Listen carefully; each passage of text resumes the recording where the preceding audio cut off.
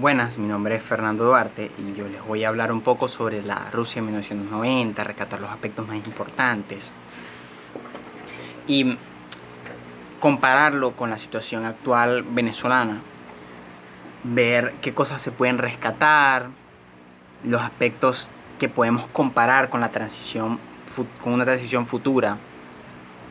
Aquí anoté los que yo consideré más importantes para no perder el hilo. Y bueno, vamos a comenzar. Cabe destacar que los dos actores más importantes de esta época, a mi parecer, fueron Gorbachev y Boris Yeltsin. Boris Yeltsin, siendo quien terminaría consolidando la transición, y Gorbachev sería quien comenzaría esta reforma, ya que la transición de la Unión Soviética fue por reformas. Fue una transición por reforma. A pesar de que entre medio, ya casi para el final, hubo un intento de golpe de Estado, este terminó fracasando. Primero vamos a hablar de Gorbachev. Gorbachev llega a una Rusia que tiene una época de estancamiento bastante prolongada en la economía y con problemas políticos bastante serios, ya que habían bastantes sectores que querían la independencia. Él llega con el reto de controlar y mantener estabilizada la Unión Soviética y con volver a levantar la economía. Para esto crea dos planes que son el Glasnost y la Perestroika, que serían los dos planes emblema de su gobierno. El Glasnost es en un sentido más político-social, es para entregar un poco más de libertades, para que la gente sienta un poco más de libertades, siempre manteniendo el control de la Unión Soviética. Pero esto permitía libertad de expresión, elecciones multipartidistas. Y la Perestroika, por otro lado, buscaba liberar un poco más la economía, pero manteniendo el control del gobierno. Adicionalmente, quería lograr cambiar todo esto en 500 días. Es aquí cuando vemos dos grandes problemas, pero ya vamos a llegar a eso. Todo esto causa que Rusia entre en una crisis aún más grande. ¿Por qué? Porque estos dos grandes planes fallan. Como el Glasnost buscaba un poco más de libertad, lo único que logró fue aumentar el sentimiento de libertad en los distintos sectores que querían la independencia. Y por el lado de la Perestroika, lo único que logró fue aumentar la crisis que ya había, provocar hambruna, debido a que como no fue una liberalización económica completa, sino fue solo en partes, lograba que la mayoría de los inversionistas o empresarios no quisieran invertir bajo ninguna circunstancia cuando sabían que todavía había mucho control del gobierno. Había una desconfianza increíble desde el sector empresarial. Esto se puede ver reflejado en la actualidad, cuando se han intentado hacer cambios, no tanto como la Perestroika, pero sí se han intentado hacer cambios para liberar cada vez un poco más la economía. Pero hay mucha desconfianza por parte del sector empresarial y estos terminan fracasando. Lo mismo pasa con la Perestroika. Adicionalmente, había un control de precios férreo.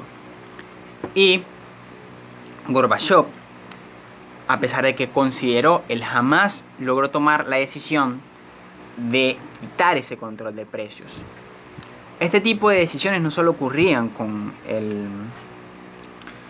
el control de precios, sino en otros sectores, donde Gorbachev, a pesar de lograr estos grandes cambios, era muy tibio en ciertos sectores. Ahí es donde entra el papel de Boris Yeltsin.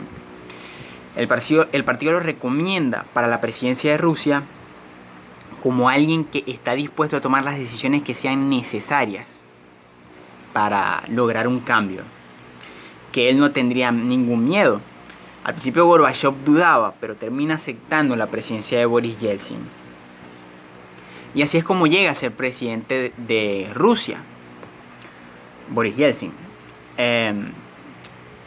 Poco a poco Boris Yeltsin se desligaría del partido de gobierno, pero vemos que, quiero aclarar todo esto, todos estos cambios están surgiendo desde el mismo gobierno. Ningún cambio está sucediendo desde partes opositoras, no. Aquí todos los cambios que están surgiendo provienen de del mismo gobierno. Tanto las reformas como las que hizo Gorbachev para tratar de salvar la Unión Soviética, como las reformas que vendrían por parte de Boris Yeltsin y el golpe que daría más adelante, no me refiero a un golpe armado, sino un golpe más estratégico, en el sentido de que después, más adelante, vendría un golpe de Estado de parte de facciones contra Gorbachev. Es ahí cuando Boris Yeltsin aprovecha para hacer un golpe, pero al poder de Gorbachev. ¿De qué manera?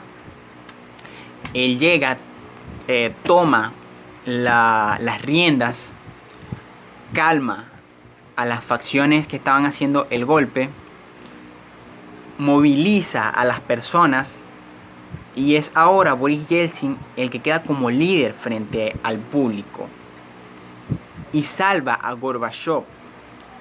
Todas estas acciones que terminan sucediendo le dan el poder a Boris Yeltsin, le dan frente a la gente y frente al propio partido incluso de gobierno, les hacen ver que quien tiene el control es Boris Yeltsin y no Gorbachev. Gorbachev pierde el respeto de su propio partido y el de la gente, a pesar de que él vuelve a su puesto gracias a ser rescatado por Boris Yeltsin. Ya de esto no hay vuelta atrás.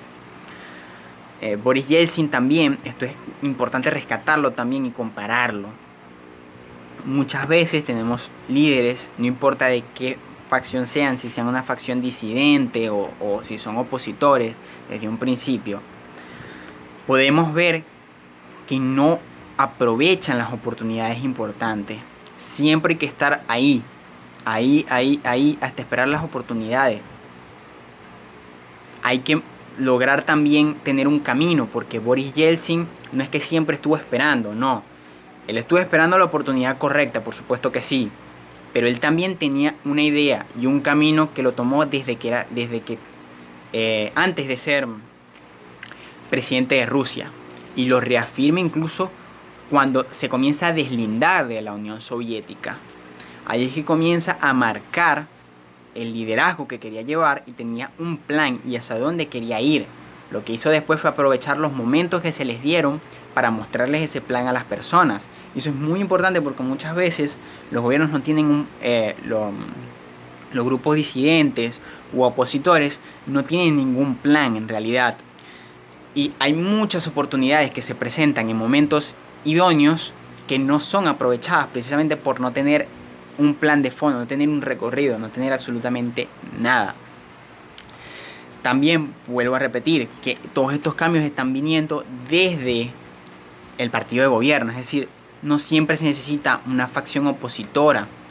Muchas veces los cambios provienen desde el mismo gobierno, en un intento de salvación en un principio y después de disidencias, como comienza a ser un disidente Boris Yeltsin. Al final sería Boris Yeltsin junto a otros dos mandatarios de las principales 4 repúblicas que habían formado la Unión Soviética, firman un pacto para terminar con esta, a pesar de que lo hacen unilateralmente y no junto a la Unión Soviética como tal. Ya la Unión Soviética no tenía el poder para darle marcha atrás y termina este proyecto que fue la Unión Soviética.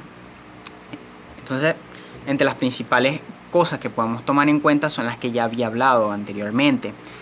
Cosas que también podría rescatar es que se necesita mucho la movilización de la gente y esto va a ser un factor muy importante en una futura transición, y para lograr la transición también se necesitan líderes que tengan coherencia en lo que hacen, vengan del partido que vengan, porque muchas veces los cambios pueden venir desde incluso disidentes del partido de gobierno.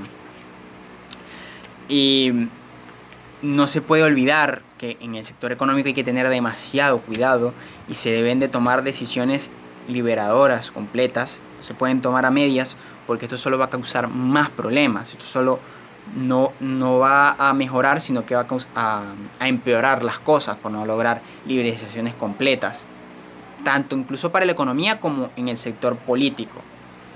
Y se necesita mucha participación de la gente, que la gente esté activa, porque Boris Yeltsin no lo hizo solo. Las movilizaciones de parte de la gente y también de parte de los países, de la gente de los países que querían un cambio, fue completamente importante para lograr ese cambio y el fin de la Unión Soviética. Entonces, esto creo que son las cosas que podríamos tomar en cuenta, podríamos resaltar, y muchas gracias por la oportunidad.